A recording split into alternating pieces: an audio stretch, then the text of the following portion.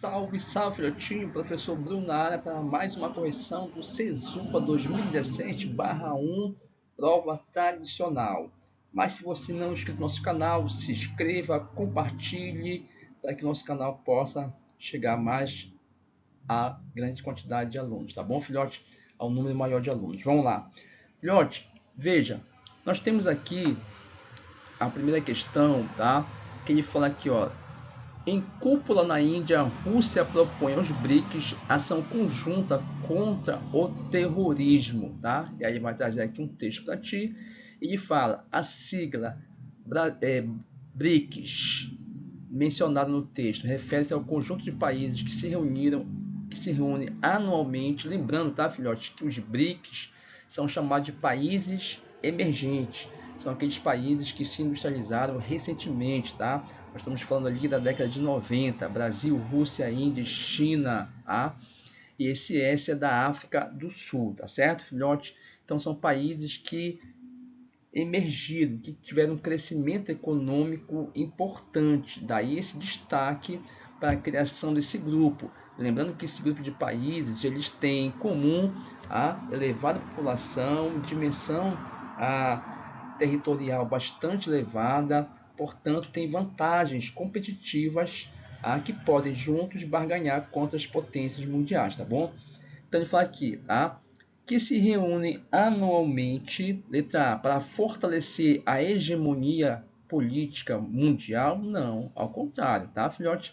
B, discutir sobre campanhas de combate ao narcotráfico, elaborando estratégias de ocupação das fronteiras internacionais. Esse não é o objetivo dos BRICS. C, garantir a representação da multipolaridade, lembrando que nós vivenciamos a nova ordem mundial, tá? A nova ordem mundial, ela é multipolar, principalmente do ponto de vista econômico. Então tem que estar presente como um grupo de países, tá? Que vão defender essa multipolaridade, está inserida no contexto global, tá? Na representação, na governança global, quebrando a unipolaridade vigente. Lembrando que a nova ordem mundial ela pode ser unipolar, quando ela tem apenas um polo de poder, tá certo, filhote? E aí essa visão ela é marcada justamente por uma ordem puramente militar. E aí eu tenho apenas uma única potência, que é os Estados Unidos, tá certo? Agora, veja, a nova ordem mundial também pode ser multipolar, quando eu vou ter vários polos de poder. E aí eu tiro o foco militar e entra o foco econômico, tá? Aí eu vou ter vários polos de poder. Estados Unidos continua com poder econômico, aí entra os BRICS juntos, tá certo? Não individualizados, tá? Aí entra a Alemanha com a União Europeia, entra aí a China, entra aí o Japão. Então tem uma ordem multipolar do ponto de vista econômico, não tem apenas uma única potência. Então, na verdade, essa cúpula que propõe a ação conjunta sobre o terrorismo, não é que ele está dando enfoque militar, ele está dando enfoque à multipolaridade, porque agora eu tenho um novo ator nessa ordem mundial bipolar, que são os BRICS, tá? E aí eu tenho que estar presente nessa ação global, tá certo? Então, correta, letra C de casa. Preservar as semelhanças socioculturais entre os países membros? Não, nada a ver isso aí, tá, filhote?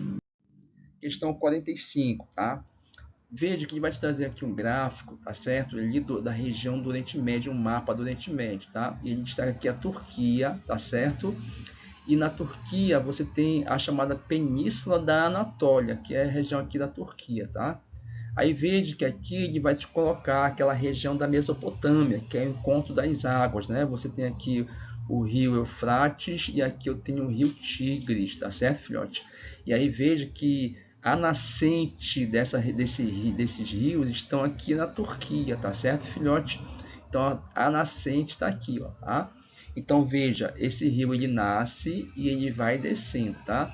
Veja, quando o rio desce, ele vai ter aqui a sua foz. Não perde isso, tá? Então eu tenho nascente e tenho a foz, tá? Então o rio, quando ele desce da nascente até a foz, nós chamamos isso de jusante, tá? Jusante, tá? Então quando ele fala a jusante do rio, tá? É justamente do caminho da nascente em direção à foz, tá? Agora quando eu vou navegando o rio da foz até a sua nascente, aí eu já tenho a montante do rio, tá? Montante do rio. Tá? Essa região, tá? Ela é uma região que tem ali um conflito pelo controle, tá? Das águas dos rios Tigres e Eufrates. E o conflito é justamente porque a Turquia já falou em algum tempo, tá? Inclusive de represar esses rios, tá certo? Para aumentar a irrigação da própria Turquia, prejudicando principalmente aqui a Síria, tá bom, filhote? Então vamos analisar aqui a questão, tá? A água é um recurso natural importante para o desenvolvimento da vida. Na história da humanidade, ela tem sido objeto de disputa entre os diversos grupos sociais. A figura mostra uma parte da região do Oriente Médio, onde a disputa pelo acesso à água é explicada pela letra A, possibilidade do controle das nascentes dos rios pelos turcos, correto, dificultando o acesso aos recursos pelos países, olha lá, pelos países ajusantes, ou seja, se eu controlo a nascente, eu dificulto o acesso à água dos países que estão a foz, a jusante, correto, letra A.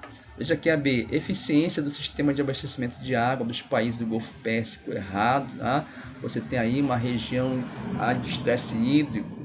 C, instalação de usinas hidrelétricas no rio Tigres, tá? Isso já é cogitado pela Turquia, tá? Pelos iranianos, não, tá? É quem tem a nascente. D, utilização do grande volume de água doce no processo de exploração do petróleo, erradíssimo, correta a letra A. Fica atento a esse conceito de jusante e a montante, tá? Questão 46, tá?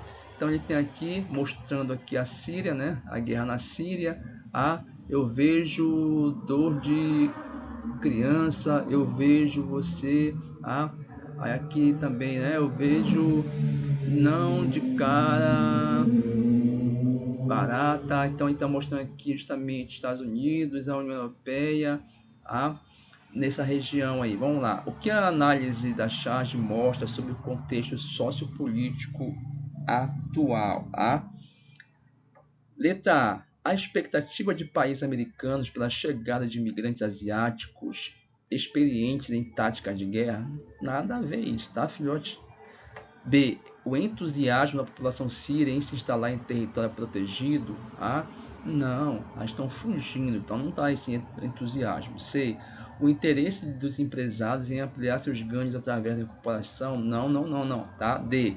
O resultado das ações de antigas políticas imperialistas que fragilizaram as estruturas sociais e políticas da região. Correto, lembrando que o conflito na Síria surge ali na Primavera Árabe, em 2011, tá? Onde eles alegam que o presidente Bashar al-Assad controla o país com um sistema de corrupção, tá? Portanto, foi denunciado e o presidente da Síria mandou que a polícia reprimisse esse movimento com muita força, tá certo, filhote? Então não tem nada a ver com essa questão de entusiasmo, tá? Vamos lá, uma questão, filhote, sobre escala, tá? Que muita gente errou. A escala de um mapa é um meio de representação, de representar uma realidade sobre um papel partindo de uma redução proporcional dessa realidade. Interpretando a escala A, B, C e D, 1 centímetro no mapa representa, respectivamente, quantos metros na realidade, tá, filhotinho? Então, veja lá, Então, você tem aqui, veja. Então, 1 centímetro no mapa representa, respectivamente, quantos metros na realidade, tá?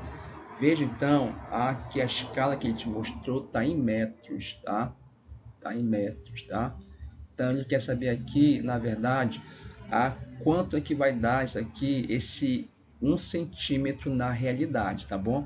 Então, 1 centímetro no mapa representa respectivamente, tá? Então veja que aqui ele colocou, tá? A primeira escala, a escala A 25 a 1000 metros, tá? A escala B 1 para 50 mil metros. A escala C 1 para 100 mil. E na escala D ele colocou 1 para 250 mil metros. Veja que a escala está em metros, só que ele quer saber em centímetro, tá certo? Em centímetro. Aí é importante você lembrar daquela famosa escala, né? Então tem 1 metro, aí eu vou ter decímetro e centímetro. Ou seja, para eu transformar de metro para centímetro, tá certo? Eu vou ter que acrescentar 2 casas, tá certo? Ou cortar 2 casas, tá? Então veja, aqui ó, pachaco, pachaco, cortou 2 casas, tá? Pachaco, pachaco, 2 casas, tá? Pachaco, pachaco, 2 casas, pachaco, pachaco. Então ficou aqui, tá, filhote? 250 centímetros, tá? Aqui ficou 500 centímetros. Aqui ficou, olha que lindo aí, tá? Olha que top, tá? Aqui ficou, isso, dá uma olhada aqui, aqui era 100, tá? 100 mil, tá? Então aqui ficou 100 centímetros, tá? Sim, não, 1000 centímetros, perdão, 1000 centímetros.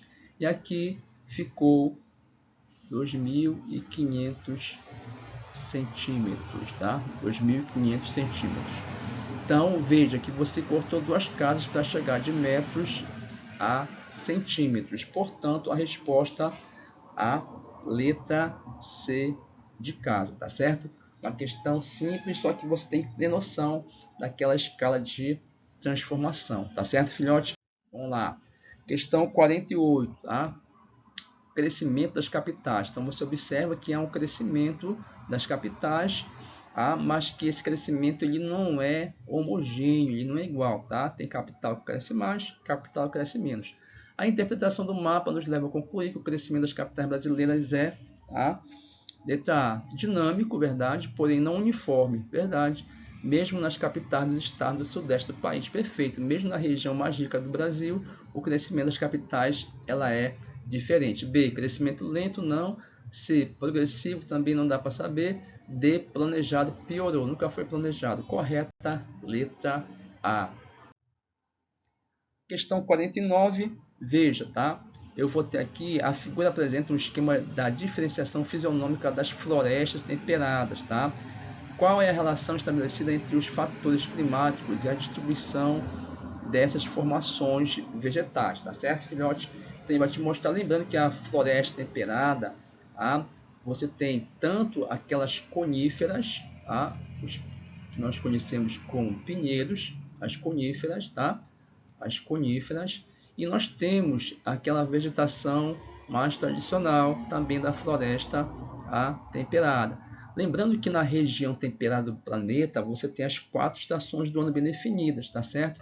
Então é comum que em período do ano essa vegetação ela perca as folhas, que nós chamamos de decídua ou caducifólia, tá? Decídua ou caducifólia, tá? E ele colocou aqui uma espécie de gráfico, tá? Então ele colocou aqui, ó, então mais aqui ele fala aqui mais umidade, mais uniforme, e aqui ele põe mais frio e mais quente, tá? Então observa esse detalhe, tá? Então nesse caso aí, filhotes, vamos lá. As densas florestas temperadas estão presentes nas áreas mais úmidas do hemisfério norte. Então aqui ele fala mais umidade, Então, eu vou ter mais floresta, e, portanto, aquela região um pouco mais quente. Veja que na parte mais fria eu já vou ter a presença das coníferas, tá? Com as folhas cicofoliadas, tá? B. As altas latitudes favorecem o aumento da temperatura e da diversidade da floresta. Errado. Quanto maior a minha latitude, mais próxima à região polar eu estarei. Então eu vou ter menor diversidade, tá certo? C. O calor e a elevada umidade contribuíram para o desenvolvimento da vegetação decídua. A. O calor e a elevada umidade contribuíram para a vegetação decídua. Se você olhar a vegetação decídua que está aqui, ó, nessa região, observa que ela está mais na parte fria, portanto, não na parte mais quente. Então, errado. D. As áreas secas de baixa temperatura proporcionam diversidade arbórea. Erradíssimo, tá? Então, ficou aí correta letra A de amizade. Questão 50. A região amazônica foi vista historicamente como um vazio demográfico, de grande estagnação econômica. Até a década de 60, o sistema predominante era a agricultura migratória, a pecuária extensiva de campos e vazios e várzeas e o extrativismo. Tais sistemas, na maioria dos casos, eram relativamente equilibrados em termos ambientais. Nas décadas de 60 a 70 foram favorecidos os grandes projetos. No final da década de 90, a soja foi introduzida na região e hoje responde por mais de um quinto do abastecimento do país. Na análise da dinâmica regional amazônica retratada no texto, estão explícitas formas de uso e ocupação distintas. Sobre isso, vamos lá, letra A. A diversidade cultural que compõe a região contribuiu para o desenvolvimento de grandes projetos? Não.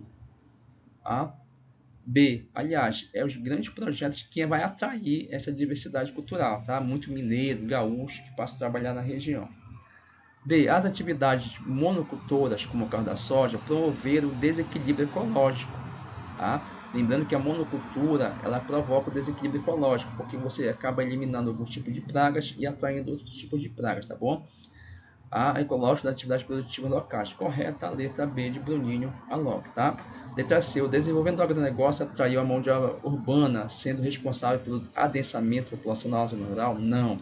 D. Os empreendimentos modernos proporcionaram o crescimento econômico e o desenvolvimento social da região? Econômico sim, social não, tá? Correta a letra B de Bruninho. Um grande abraço, bons estudos, sucesso!